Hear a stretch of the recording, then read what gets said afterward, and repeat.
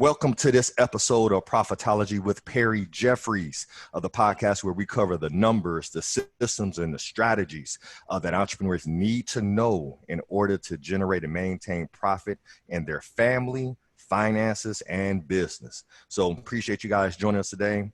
If you haven't met me yet, my name is Perry Jeffries, known as the Entrepreneur CFO. I'm the president of Diamond Equity Advisors, a full-service investment advisory firm specializing in cash management for business and retirement planning for families. And our company is known as the Cash Flow Concierge Company. So we work with clients all across the country, all kind of walks of life. We just enjoy just adding value to people's lives. So our vision is to close the wealth gap one business at a time. So that's important to us. So with that being said, I like to always start these off with a thought of the day. And this thought of the day, I think is really, really timely with respect to the guest that we have on today. So the thought of the day is a quote from John Maxwell that says, "Everything rises and falls with leadership." So not just your family, your business, your finances, but just everything underneath the sun. And I'll say that again. Everything rises and falls with leadership. So with that thought of the day, we'll jump right into it here. I have a good friend of mine, George Smith is joining us today. George is on here because I totally vouch for him as a leader, a coach, a father. And for those who don't know, this is actually my personal fitness coach for the past couple years.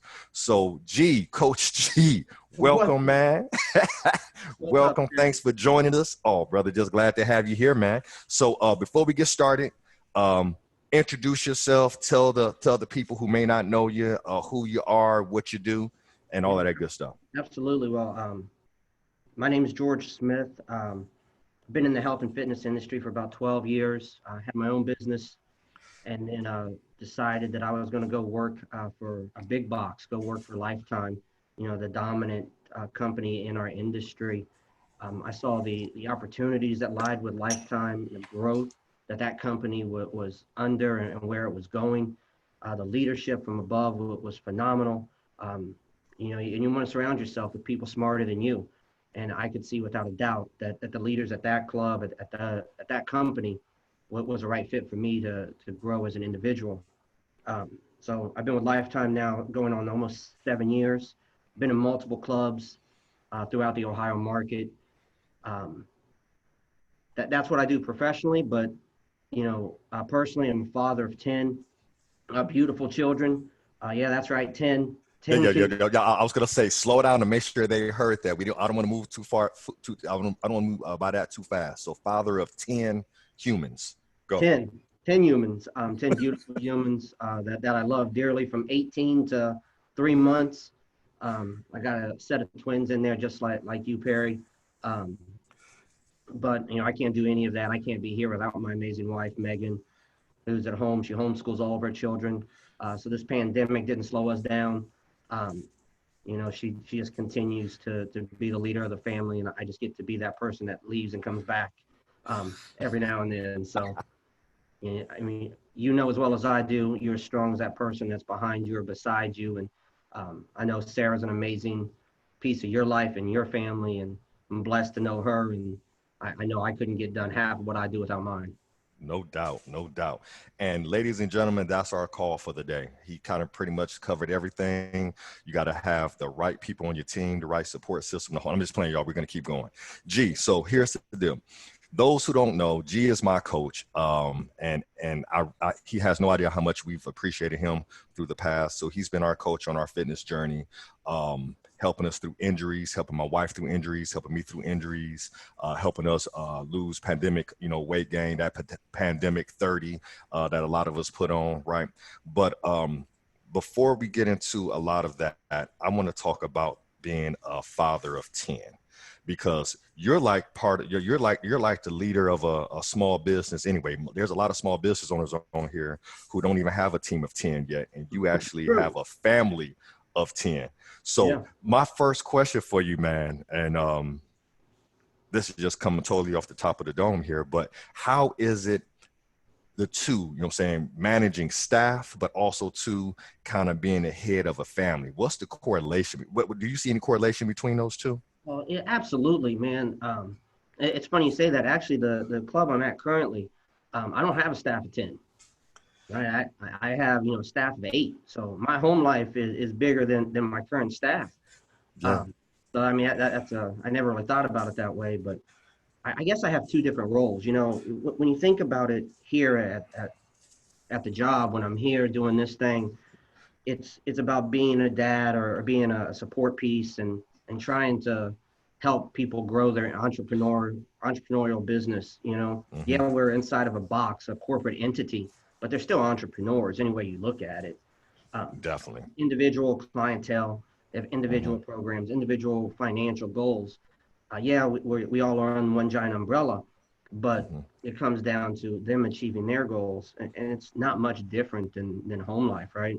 Hmm. With my 18-year-old that just graduated and is off to college soon, Wow. to my 3-month-old who's, just trying to wake up every day, just kind of doing his thing.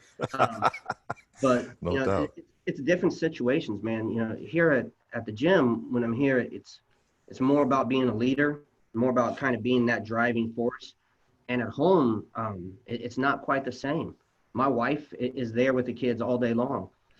She's the driving force of the family, and I will not take credit for that by any means. I try to act more as her support piece and be Hmm. there for her and the kids, and be the taxi if I need to be the taxi, be able to do what I can to support her.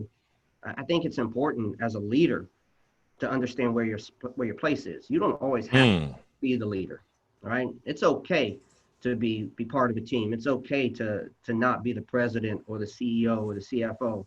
It's okay. Um, doesn't mean you can't influence lives. Doesn't mean you can't change things.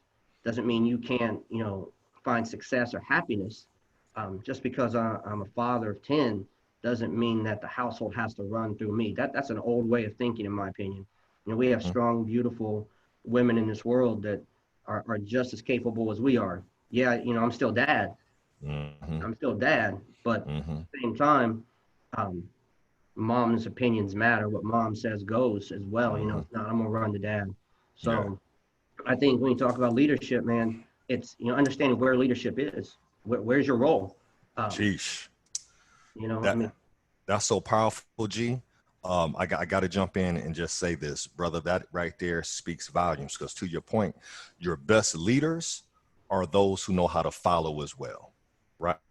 And knowing your role. So if you just kind of have that just as a value bomb that we take from that whole piece, that's huge. Leaders, it's not all about, hey, follow me to the promised land, get on my back. No, sometimes leadership is knowing when to support, and that's phenomenal. Just having that dynamic. So it's a different dynamic from the job versus, going home and dealing with the family. But having that, being able to identify that is just huge. So I just love that to death. And you kind of know our situation as well here. We tell people all the time, even our house, my wife is the pacer. She's the one who sets the speed of the family. I yep, give the vision and say, hey, this is where I want to go. But when we get into the nuts and bolts and the details and the scheduling and the details and all of that, that's falling on her, and she does a phenomenal job with it. And I know, hey, sometimes I need to step back and support her so that she can move forward and take the family where we need to take it as well. So I yeah, just absolutely love that. And that's the cool thing about leadership. I think sometimes folks get boxed into what they think leadership is, yep. not knowing that leadership is ever evolving, right? You know what I'm saying? You got to be flexible in that whole piece and knowing where You you know, need to follow. we live in like this world of memes and photos and all this stuff. This now, and there's that really famous meme out there or picture, whatever, where you got the guy pulling the team in the front and everyone's behind him, and then the other one is he's behind it and he's pushing the team. Which one's a leader? It's always you go to any type of um, leadership summit or anything like that. That'll probably pop up more often than not. Uh, and the question is, what kind of leader are you? Are you the one that's pulling the team? Or are you the one that's going to push the team, Mhm. or support the team, or let the team lead you? I really believe that there's a third part of that. The leader actually has to be in the middle of that team. Mm, It can't all fall on your shoulders, and it can't right. all be your way. So, you Huh. know, I truly believe that you have to support, you have to provide your team, right, the ability to come to you openly and honestly to tell you what their thought process is, and find some way to provide them the opportunity to be a leader as well. The it takes a village is a powerful term, and, many of my destinations, where I've been, that's the framework of my leadership or my management style is it takes a village. I can't do it all. I will not do it all, and I will fail if I try to do it all. So it takes everybody on my team. So I know you have an amazing team around you that you try to get the best of the best because you don't want to do it, nor can you do it all, or Right. are you good at all of it? Brother, gems. So a couple things I'm hearing here, G. One, you can either push the team, you can either be the one pulling the team, but the sweet spot that nobody talks about is being right in the middle, which I think, just being a person who loves to be on teams and be coached. Like, I love being coached. I love, having that second set of eyes telling me, hey, you turn left versus turn right, or go up versus go down. And just having that whole accountability piece is so, so huge, man. But I love this right here. Lead from the middle. I've never heard anybody say that before, right? You know what I'm saying? It's usually lead in the front, lead in the back. How about lead in the middle? Because I think people really appreciate when they see you grinding at the same Yep. way they're grinding. And then also, too, the other piece you said, which I thought was super important, and leaders, entrepreneurs, non-entrepreneurs, family people, the whole nine, make sure you didn't miss this. Coach G spoke about developing leaders, right? You want to show, you want to find a good leader, have them point to you the leaders that they've developed. Because Yep. if that leader can't say, yeah, I developed these other leaders over here, and you can go and see that body of work, that's true. I think that's a true testament of leadership right there. How many other leaders do you develop? And you don't have to be an entrepreneur, right? This could be this in your house. This could be in your household. This could be with your children. This could be Yep. with your spouse, whatever the case may be, right? So Yep. just super important that we stay crystal clear on that. So, G, those are some gems, brother. I appreciate that. Yeah, I So, mean, I think without a doubt, man, you're spot on, dude. That's how it goes. A true leader, develops leaders. We lost a great leader this week with Coach John Thompson. I know you're a big basketball yeah, guy. for sure. An amazing leader, right? It Yeah, changed the lives of thousands upon thousands of people and young men. yeah, Something that was probably really powerful for me this week that I saw that, you know, how he developed people and how he touched so many. You have somebody as proficient and out there as Allen Iverson, right? One of the greatest yeah, talents NBA's ever seen, without a um, doubt. without a doubt. I mean, AI was a man. He was, Mm-hmm. and having him and his um, players, other players from his years carry his casket. That's It powerful. volumes that what he was a leader, but he developed leaders that were Yeah. going to stand beside him that brought him, to his final resting spot. It's a powerful moment, you see on the internet.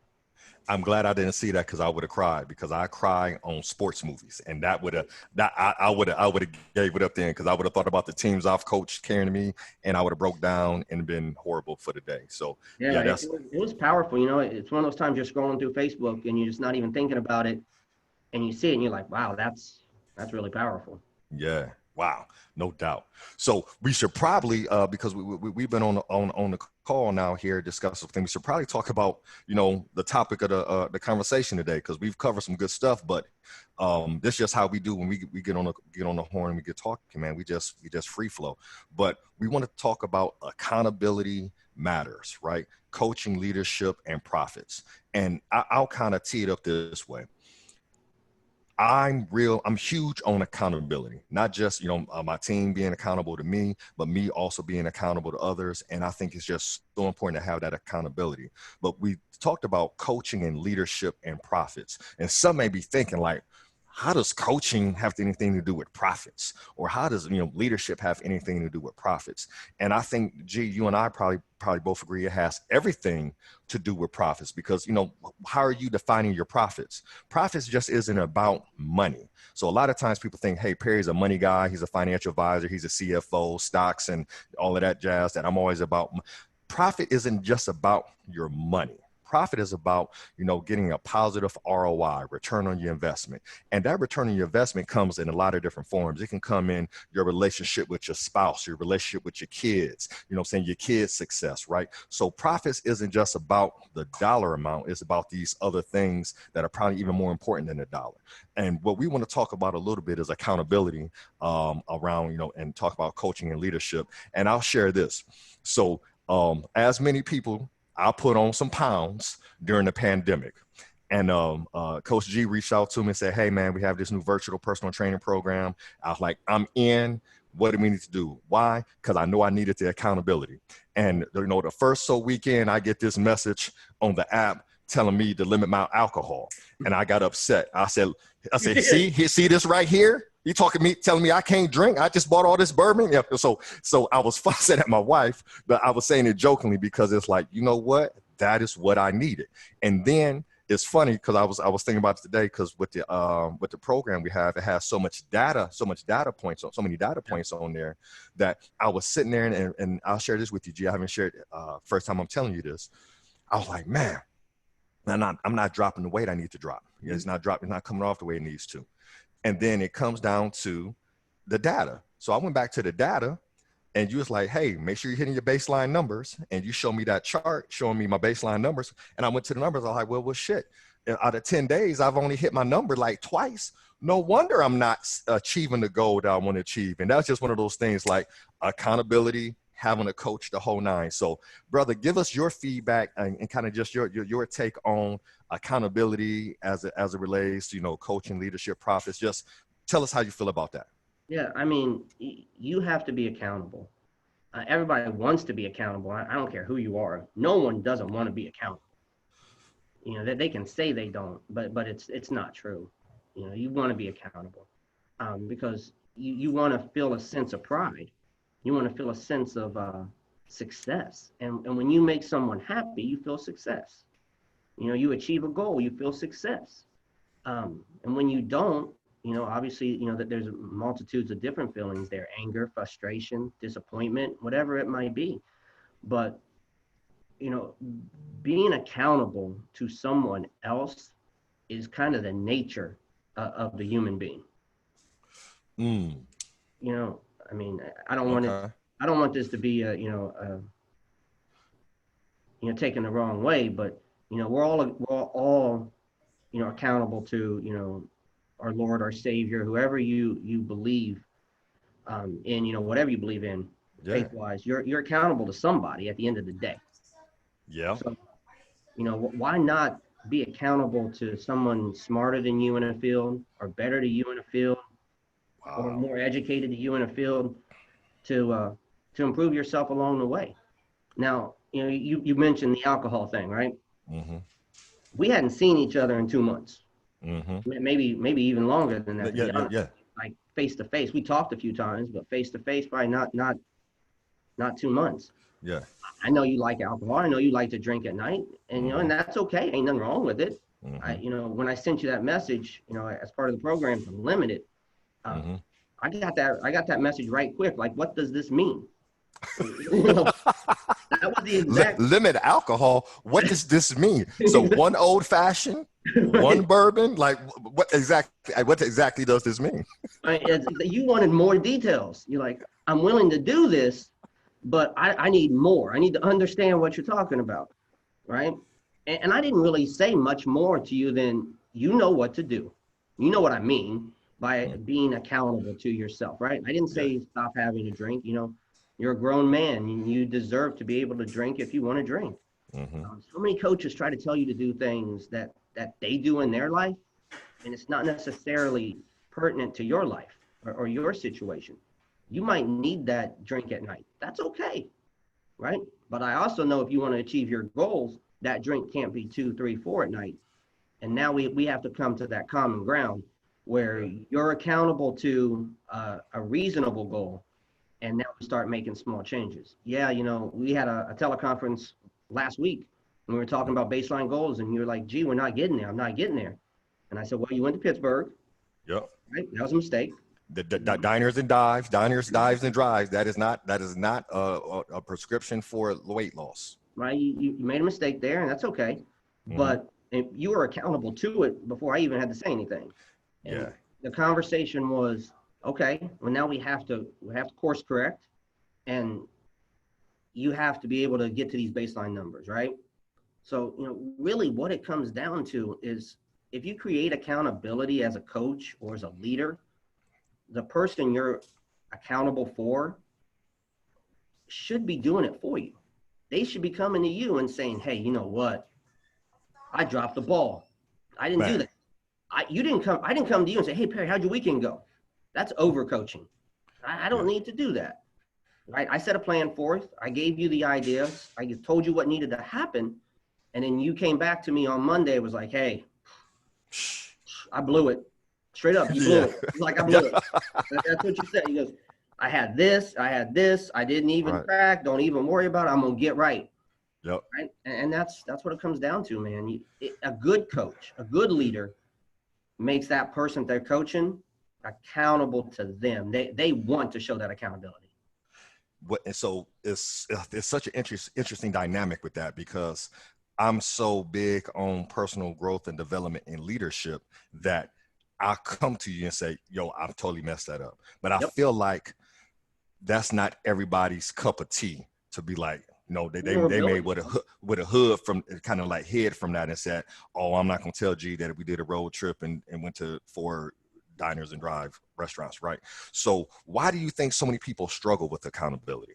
And then after we kind of answer that, I'm going to ask you a question about coaching, but why do you think so many people struggle with being accountable?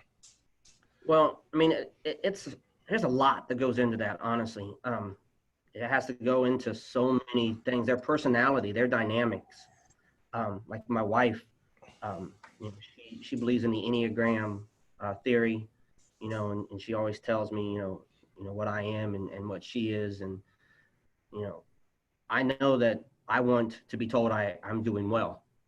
That matters to me, Mm, right? mm, That's how I see success. When someone tells me I'm doing well, I feel good, right? got it. For her, it's not the same way. She doesn't need anyone to tell her she's doing well, Mm-hmm. right? She needs to feel supported, right? Gotcha. It's kind of like the love languages. Everybody has a different love language Yeah, on how to, yeah. absolutely. And she's gonna laugh that I'm even talking about this, because I don't know half of what she does. I don't even know a third of what she does about this stuff. But it speaks to personality traits, and Yeah. that's what a good coach understands. That person's personality. I don't talk to you like I talk to your wife, right? Sarah and I are Yep. I'm Sarah's coach, and Mm-hmm. I don't have the same conversations I have with her with you. Yeah. And in some instances, I talk to Sarah to get to you. you Yeah. know you mentioned at the very Yeah. beginning of this conversation, like, she kind of runs the ship in a way. She kind of makes sure Mm-hmm. things are happening. We had some food problems we were doing, and I was like, I need to go to Sarah to get this corrected, because otherwise Mm-hmm. Perry's not going to correct this. Yep. It's not. It's going to fall on Sarah anyway. So let's Mm-hmm. go ahead and work this out through her. Even yesterday when you said, hey, I hurt my calf, I found it funny. What made me laugh was that you sent it to me and you said, hey, I hurt my calf, not feeling it today. But then she came over top of that message and said, oh, it's bad. He really hurt himself. It was like she needed to validate for you that you were hurt. So, that was the accountability that Yeah. both of you showed towards your program and your success, and her Yeah. program, and to me as the coach. That was not prompted, but she felt like, hey, I needed Yeah. to vouch for Perry, that he's not just slacking right now. Yeah. He messed up his calf. Yeah, because it's a team, no doubt about that. No doubt about that. And so this is awesome. So something you just said right there, G, that I want to make sure that people watching this caught this, was a good coach understands different personality types, right?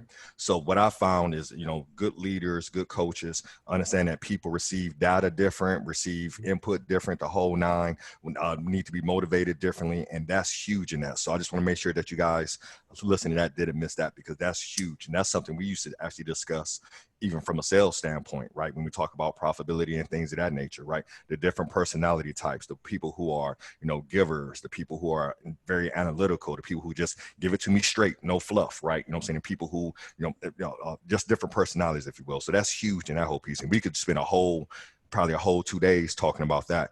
But what I want to jump into a little bit here is coaching and why coaching is so important. We both are coaches in our own right in different fields and things of that nature. And those who don't know, and I, I probably should have shared this at the beginning for those who don't know, because I know we have a lot of new people who are following us.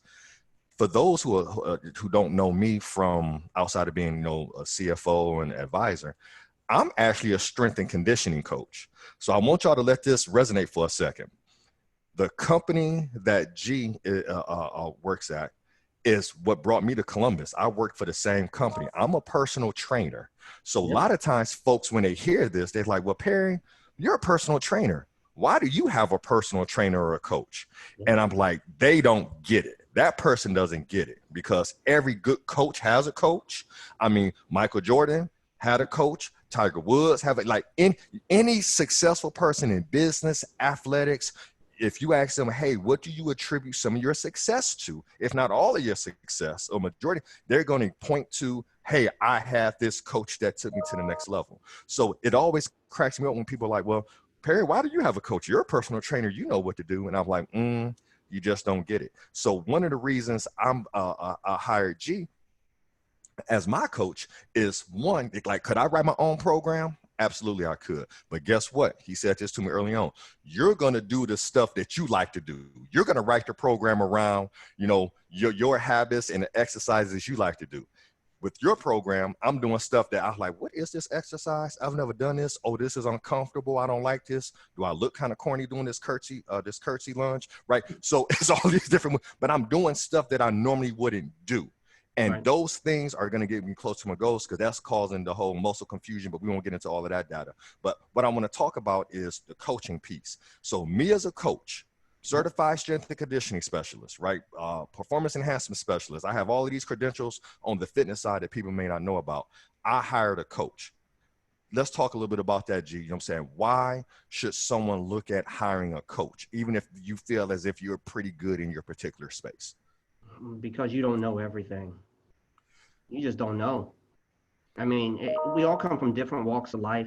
We all have, the health and fitness industry, there are so many damn certifications out there, Perry. You know this. There's so many people. I will say without a shadow of a doubt, every fitness professional on my team is more qualified to be a fitness pro than me, right? Without a doubt, every one of them.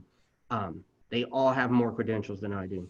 They all have, a deeper understanding of education around the health and fitness industry than I do, right? They coach me on programming. They help me get better in my weaknesses, right? But for me, my background in sales and leadership allows me to provide them with something they don't have as they're coming up through the ranks, figuring it out, right? When you talk about business or whatever it is, management is nothing more than coaching. That's all it is, right? Every company builds tiers. I don't care who you are. There's this management, there's this regional manager, there's this senior regional manager, whatever, right? All these things are there. And all those folks are supposed to be are coaches. That's all they're supposed to do. They're supposed to coach and develop the person below them, right? And they all probably came up through the ranks at some level or have brought information from here and there, but the job or the coach themselves has to understand that there's a level of acceptance to the team that to be a good coach, to be a smart coach, to be an effective coach, you have to be vulnerable. You have to be willing to listen and take advice and be uncomfortable. Some of those things like those curtsy lunges, right? I put that in right just for my own personal enjoyment. I don't even remember why that was in there, to be honest with you. Like, I'm gonna have his 6'3", 250-pound butt do this right here. Right there, just for laughs. But realistically, it's about it. I can't even say it the right way. I think sometimes you get things in your head, and there's so much to put together. But really, really look at it. And why does coaching matter? It's simply put, you don't know everything. I don't care who Simply you are. put, yeah. You don't know everything. Like I Yeah. said, a couple of weeks ago, we were talking before this, and I cited a previous podcast of yours, Yeah. right? The one with your friend that's a reverend in it. Mm-hmm. Right? And I listened to the whole podcast. It was funny. It was hilarious. Got a lot of laughs out of it. And, you said at that time, we were touching base before this one. You're like, man, I never thought that he would be a reverend. Right. Right. I'll I be know calling him him as a young pastor. man. Yeah. I never thought he'd be there. Yep. Right. But how did he get there? He got there through coaching, through development, right? Facts. Being vulnerable. And now, Facts. look where he's at now, right? You were a Facts. fitness professional. I mean, you told me a story a long time ago about, you know, the mattress on the floor. You remember that story? Yeah, man. Heck yeah. Yeah. Heck yeah. That's powerful though, right? And you knew that if I wanted to be here, I Yep. had to get people around me that was going to make my life easier. Yeah. Right. And that's what coaching is all about. If you can make someone's life easier, then you're a good coach. If Wow. you can't, and you make that person's life more difficult or more challenging, or try to adapt them to what you see, Yeah. then more than likely you're going to fail and they're going to fail. Yep. It's not a recipe for success. I mean, you coach a girls Yeah. basketball team. Yeah. I coach a soccer team. I think really good coaches too coach outside of their business. Yeah. Right? That's a true coach, someone who loves it and is able to influence the youth. Because to your point, if you're a coach at heart, you're a coach everywhere. It's Absolutely, not 100%. not just in that one lane. You're a coach everywhere. Absolutely. Everywhere. I mean, I bet Well, you, I would challenge you real quick. You're probably more satisfied, more gratified as a coach at the end of a basketball game than you are any conversation you have with any of your businesses. even if we lost the game, you know what I'm saying? Even It's if you like, lost the game. but they got so much better. We missed 1,000 layups, but we shot 1,000 layups, and it's like, oh yeah, absolutely, my friend. Yep, no doubt about that. So you said a couple things here around the coaching piece around being vulnerable, the listening piece, and on the whole nine. And to your point, man, I think sometimes folks get their head into this coaching piece like, oh, it's this technique, and it's did you make somebody better? Did you take them from point A to point B faster than they could have gone by themselves? And I believe sometimes that's where people who maybe are hesitant to invest in coaching, because again, going back to my personal situation, well, Perry, why would you hire a coach? You could have kept that money in your pocket. You're a personal trainer. You put your own program together. Well, here's the deal. I'm hiring a coach because I know I can get from A to B. But the deal is, at the rate I'm going, it may take me a year to get from A to B. I'm going to get to A to B in 90 days. So I'm going to hire a coach to condense those time frames, right? Yep. So I think let's talk about that a little bit. Why is it that some people are so hesitant to invest in coaching? Because you and I know the benefit of it. So whether it's me, coaching a CFO, I'm sorry, coaching a client on how to run their money as a CFO, or coaching a girls basketball team, or you coaching soccer, or whatever the case may be. Why do you think some people are so hesitant to invest in coaching, or what should they be thinking about if they are? That's the question I'll ask. What should they be thinking about if they're about to invest in coaching, if they're considering investing? Is this person going to make me better? Is this person going to help me achieve my goals? Do they have the skill set that I don't have? Mm-hmm. I think that's a big piece of it. I work with, really, really smart people. My regional manager has been all over the United States. Smart guy, knows a lot of things. Right? Mm-hmm. I can learn from him. There's, Mm-hmm. personal training managers at other clubs that are in different environments that know different things. Mm-hmm. A good coach understands that to truly be able to get better, you have to be vulnerable. Yeah. And you have to trust that, trust is probably the wrong word. You have to, be able to swallow your pride enough to say, I need help to get better. Raise my hand and say, guess what? I need help. Yep. And I think, that's where a lot of people struggle in that environment as far as coaching in whatever industry, because everybody is hesitant. Like, no, I don't want to put my hand up and say I need help because I don't want people to think I'm not good at what I do. I learned when I hired a business coach a while back, and the story is I reached out to him and said, I need help. my business is down 30% year over year from the previous year. I'm working twice as hard, making 30% less money. I'm done trying to figure the shit out on my own. I'm putting both hands up in the air. I need help. Best investment I ever made, was able to, you know what I'm saying, add crazy volume to my business and get us on a phenomenal trajectory, you know what I'm saying, to have a 6-figure business. And that happened because I raised my hand and I said, I need help. Why are so many people stuck here like, nah, I just figured out? Why do people always, like, why do the majority of people go to that I'll do it on my own type of situation? You know, that's a great question, man. I remember you actually going to that meeting with that mastermind group. And you Yeah, came back and you were blown away. I mean, we had a yeah. couple sessions after that, face to face, you know, and literally, you probably used the word optimize like 400 times. Right? I optimized the word You optimize. optimize and optimize. You were. I remember you're on the road. You're like, I can optimize this. I don't need you to optimize this right now, Perry. I just need you to do this. You're thinking about everything. Your mind was blown. You were just going a mile a minute, Yeah, right? And obviously your business has blown up since then, and congratulations to that. But and you still cite, you know, what that was like.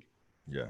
But I think without a doubt, you know, in the industry or business, people feel like they fail if they ask for help, or they feel like they're going to lose their place Wow. in the line if they're asked for help. So, you know, if I'm trying to get to that next step, you know, I'm watching my back and trying to see who's coming up with me, who else can take that next job, Wow.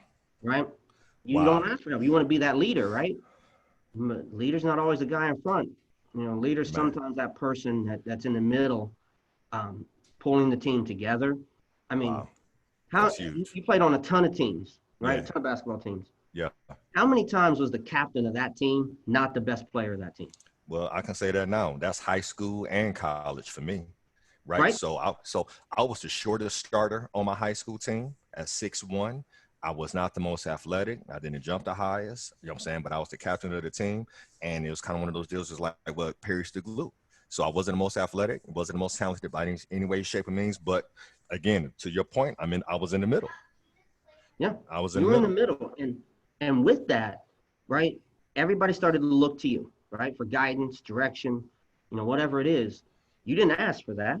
You know, it was Hmm. thrust upon you. But that I believe, you know, to answer your question, the reason people don't ask for coaching or don't see value in coaching is that they're afraid of what that coach's true goal is. Is it, are they out for themselves and their own personal success, Mm, or are they out for their success? Right? I mean, when you sit gotcha. down with a multi-million-dollar company CEO and they're telling you, hey, I'm getting ready to give you all this money to invest for me, they Hmm. damn better trust you. Facts. They have to trust you. um, and that's a big deal, man. You know, what you do is phenomenal and all that, but people fear coaching because they fear that, you know, that person doesn't have their best interest in mind. Which G, that kind of brought up something I want to address from a coaching standpoint, because unfortunately, what you said was spot on. Can I trust this coach? Right. And I think one of the issues is that everybody and their mama is a coach right now, right? Thank you. You jump online right now. Everybody, they a life coach, a business coach, a coach's coach. Yeah. Everybody's a coach. So it's like, well, if everybody's a damn coach, can I really trust you? Yep. Right? And so I would say this to, folks who are listening to this or watching this live right now as we record it. Before you hire a coach, ask for their results. So ask them to show you results. Who have you gotten results for, right? Yep. And a lot of times, and this is super funny right here, because we could go a whole nother 2 hours on this one. Folks will look at me. So let's say somebody may look at me and be like, well, Perry's an advisor, but he's not living in a multi-million-dollar home, and he's not driving a Bentley, and he doesn't have a private jet. okay, if that's how you're measuring success, well then no, I'm not your person.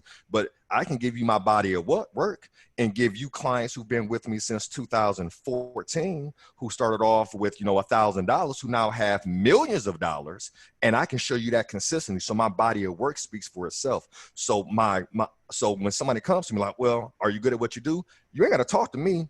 Go talk to, what I'm saying, these 150 clients that I have. They'll tell you my body of work, right? So I think, to your point, people are so concerned, like, is this person trying to take me for a ride, or are they totally legit? Well, ask them, who have they gotten results for, right? Yeah. If I'm a good basketball coach, okay, you're a good basketball coach, how many kids have you sent to college, right? Well, how many kids got, scholarship? How many kids graduated, With, like, how are you measuring that whole piece? So one, how are you measuring success? Yep. And two, can this person can this person demonstrate, this coach demonstrate that they've gotten people, helping people get this thing that you're measuring the success with? So I think that's huge, man, for sometimes when people think about the coaching piece. So when even before we hired you, well, before I hired you, because I think Sarah was working with you first, if my memory doesn't fail me, right? I watched, because again, I'm a personal trainer, and I'm like, okay, well, I like that. I like that programming. Huh. Okay, right? And I was like, you know what? Sarah's getting results. Huh. Hey man, I'm gonna jump in on some of that, right? So a lot of times I think people get caught up on that whole piece, and because it is confusing. Everybody is a coach. Identify a coach who has a track record of getting people results. What you think? What you think about that, G? I mean, my industry is just inundated with people being coaches. Oh my God. Yes. It's so bad, right? And half of them don't have a certification. Half of them don't even need to be a fitness professional by any means. I mean, and then there's some of them out there that are just phenomenal, right? They are just amazing coaches that have, hundreds of clients and run a phenomenal business. But for as many as those are, there's the other side of that coin that just aren't, and they create bad situations for all of us in our industry, right? I mean, there's good fitness professionals, there's poor fitness professionals. There's good doctors, there's bad doctors. There's good financial advisors, there's poor financial advisors. Yeah. I think without a doubt, the best of the best are the ones that show longevity in their client base.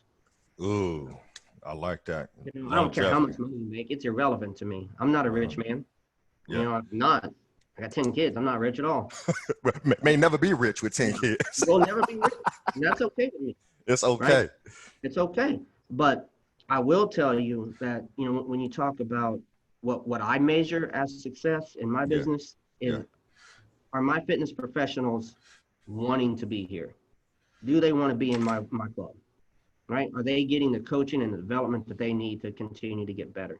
Right? Turnover matters in our industry. Turnover matters in a lot of industries, right? Yeah. If you start losing clients, you start losing money, right? It's a big deal. Yep. So I think the measure of a real coach or a true coach is the response that they get through referrals and people staying with them.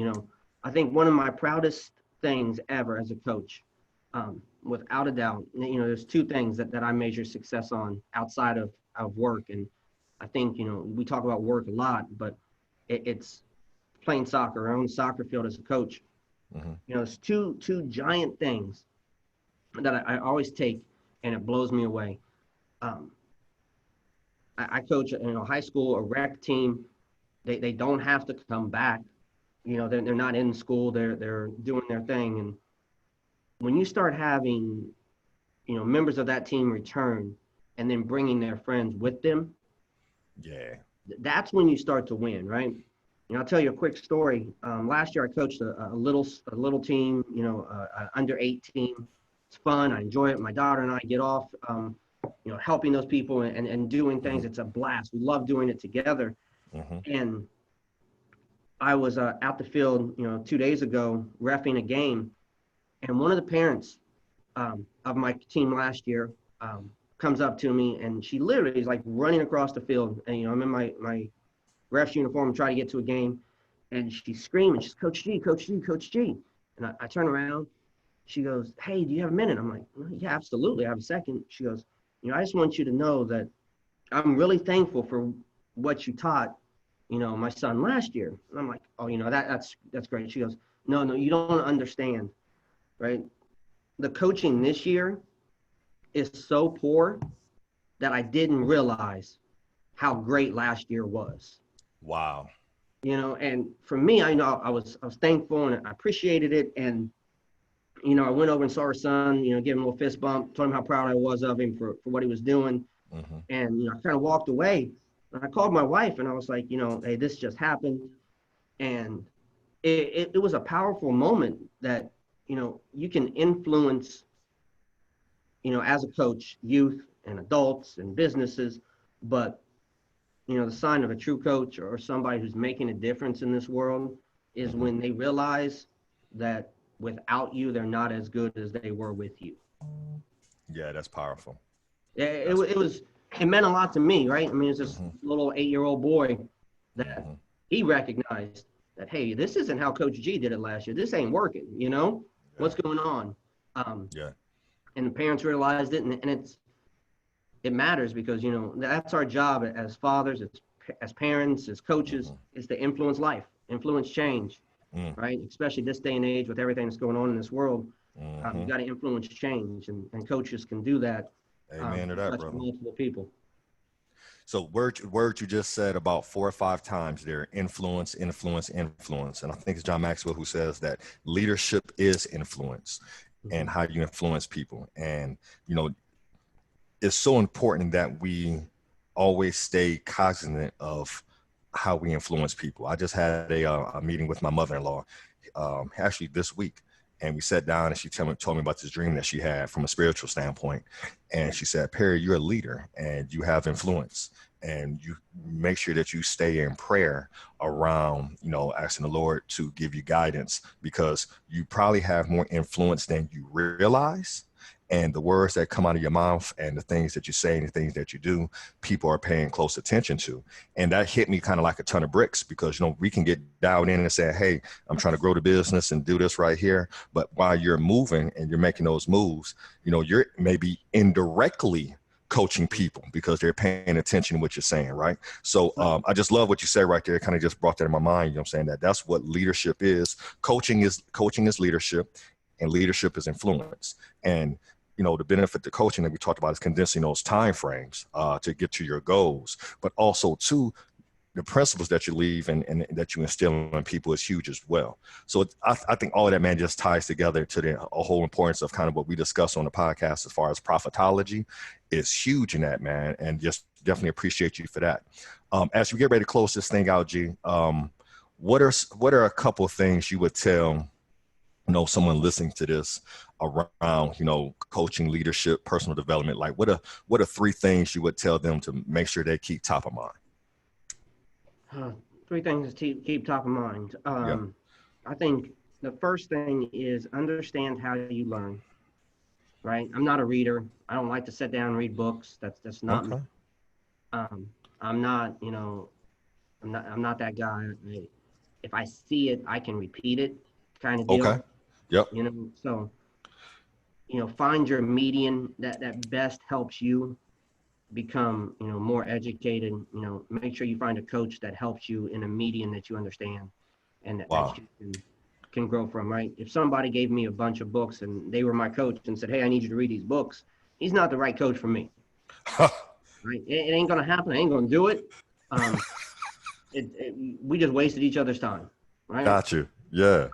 My wife understands that. She sends me snippets of things because I can comprehend that, and I can, read that and understand it and make that work for me. So I think the first thing is, if you're getting a coach or you want to hire a coach or a leader, make sure that coach or leader understands how you learn.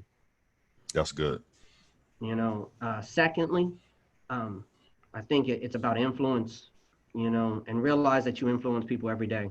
I do a poor job sometimes of not being a good influence, and we all do that.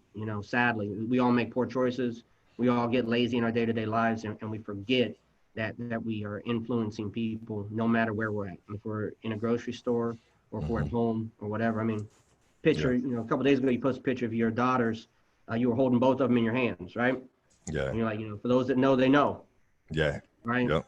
It's about influence, Yep. where you're at, how you get there. I know there've been many times I've let my family down because I haven't influenced them in the right way. Mm-hmm. Made poor choices, made bad decisions, and they paid the price for it, more Mm-hmm. often than not. So Mm-hmm. I think being understanding your influence Yep. on the people around you is a big one. And Mm-hmm. then I think the third thing, man, is being vulnerable. Mm. Being vulnerable, understanding that you don't know everything, um, Yep. but understanding you do have a goal too. So, don't give away what you want. Know what your goal is. Be after your goal. Be driven. Be ambitious. You talk about Kobe Bryant and his rules. I mean, that's probably one of my favorite things of Kobe's 10 rules. There's so many amazing things in what he says, from being a storyteller to get better every day. That's got a big cliche. Just get better every day. I mean, and you even use that on Saturdays. Did you Yeah. get better this week? There's Yeah. nothing wrong with that. But you Mm-hmm. can't get better if you're not ambitious. Mm. So, find a way to be ambitious. It's easy to get into a routine. I'm guilty of that. I get into a Yeah. routine Yep. and want to live here because I'm happy here. Yeah. Um, and sometimes being happy here is what gets you to a place you don't want to be at. And that's happened to Yeah. me more often than not. Yeah, love those, G. Those are powerful. Just a quick recap here. One, learn how you learn. We all definitely learn differently, right? Learn how you learn, and then make sure that if you're looking to bring on a coach to help you improve your leadership, personal development, your business, your finances, you're rocking with somebody who can communicate with you in a way that you can receive it. I believe in my heart of hearts, that's kind of what my blessing has been, is that I can speak to so many different people so many different people from different walks of life, that I can take this complex financial stuff and put it in terms that people can understand. So that's huge. I've actually had clients say that, G, to me. So I appreciate that. So learn how you learn, because if someone's trying to feed it to you this way, but you receive it this way, you're not going to get it. So that was number one. Number two, influence. You're influencing people every day. So whether you consider yourself a leader or not, you are a leader every day in what you're doing, and people are paying attention. And influence, you could be a bad influence or a good influence, but understand that you are an influence to somebody, whether it's to your children, to your wife, to your coworkers, to your team, to your staff, whatever the case may be. So definitely top of mind there, and be vulnerable, which is so important, because your strength is in that vulnerability, right? To be to raise your hand and say, hey, I need help. By saying, hey, I need help, instead of you going at something alone, you raising your hand and saying, hey, I need help. Now you have 3 or 4 people helping you reach that goal versus you just trying to do it on your own. So realizing that you don't know everything, and surround yourself with, with smart people. And y'all, I'll share this just from a personal standpoint, kind of with me and G's relationship. It's not a one-sided relationship. Gia hit me up and say, hey, P, take a look at this spreadsheet for me. Tell me what your thoughts are on it. I want to make sure I understand this. I'll hit him up like, hey, man, I'm struggling with this over here.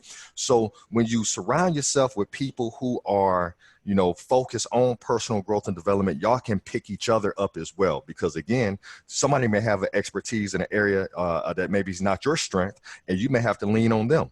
And we do that. And that's what I think is really dope about our relationship, G.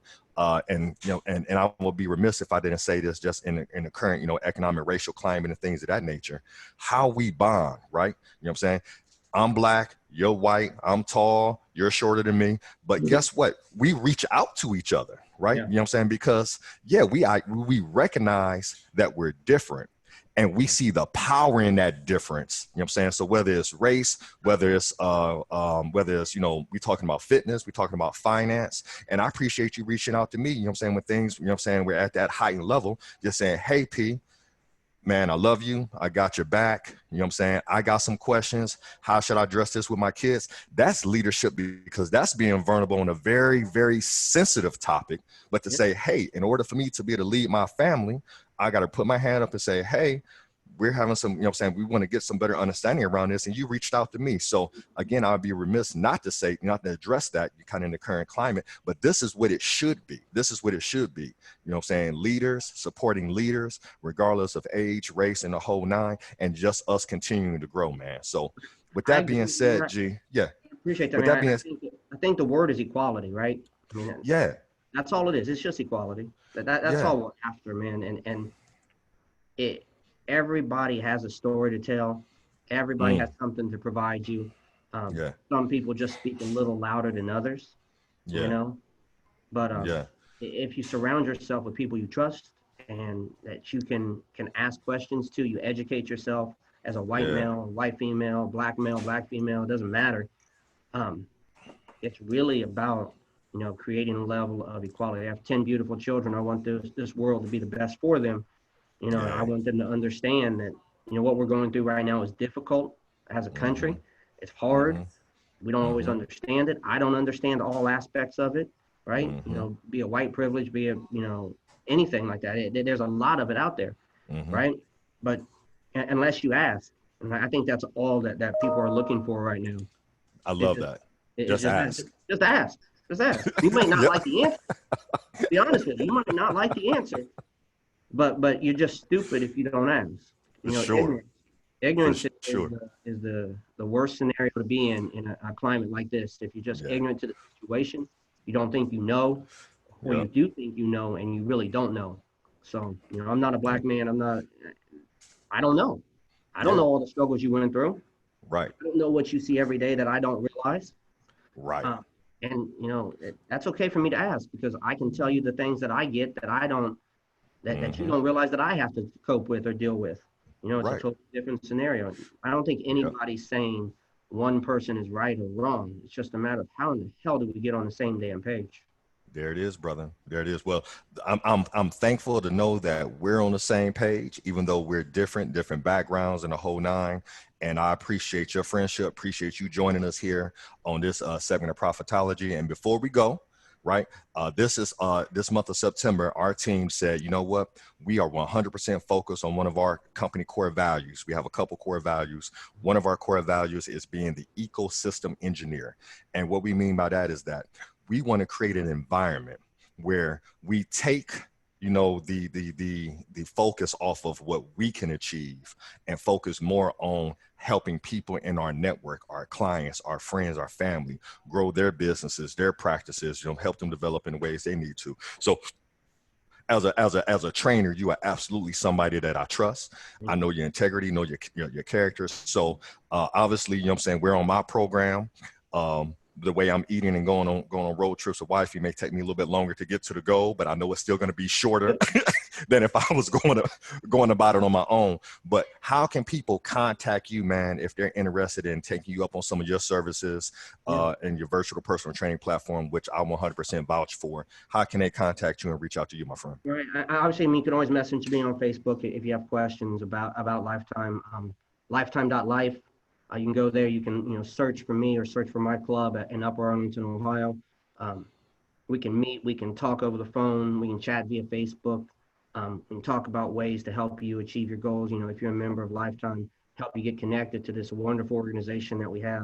159 clubs all across the United States. And we just found out yesterday that every club is open but one. So post-pandemic, all 158 of our 159 locations are back open and serving the people to help them achieve their health and fitness goals. So if you need help or you're a Lifetime member somewhere else, hit me up. I can help you from a virtual standpoint, even if I'm not in your state. Yeah. Um, or if you want to be with somebody in one of those clubs, I'm happy to help you get connected to some of the best health and fitness professionals in the world through our organization. Outstanding, outstanding. Thank you for that, G. And again, y'all, thank y'all for joining me. Me and my man, Coach G, for this episode of Prophetology. And those who remember when we wrote this out years ago, the financially fit, PHY, naturally fit, health is wealth. We still haven't changed from that. So understand some of y'all. What's the difference between being ordinary and extraordinary? Just the word extra. That's it. The difference between being ordinary and extraordinary is the word extra. The word extra comes down to, do you have a little bit more energy than the next person? That's why health is always super important to your goals. So whether you tune into this because you're trying to increase your finances or whatever the case may be, understanding that health is wealth and is super important, and coaching. If you want to shorten the time frame between getting from A to B, you may have to invest for that. So with that being said, y'all, hey, Perry Jeffries here with Profitology. Want to thank my man, Coach G, for joining us, brother, and we'll talk to you soon. And don't send me any more text messages talking about limit my alcohol consumption. Just recover that calf so you can get back to your program. Yes, sir. Yes, sir, indeed. Appreciate you. Love you. Talk to you soon, brother. Love you, buddy.